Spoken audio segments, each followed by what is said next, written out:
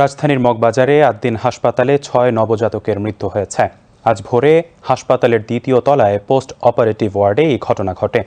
Gas লাইনে leakage বা অন্য কোনো যান্ত্রিক ত্রুটির কারণে এই ঘটনাটি ঘটে থাকতে পারে বলে ধারণা করছে পুলিশ। রমনা থানার পুলিশ বলছে তারা ঘটনাটি তদন্ত করে দেখছে।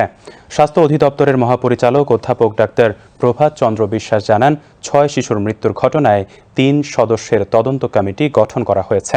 ৩ কার্যদিবসের মধ্যে তদন্ত প্রতিবেদন পেলে ব্যবস্থা গ্রহণ করা হবে।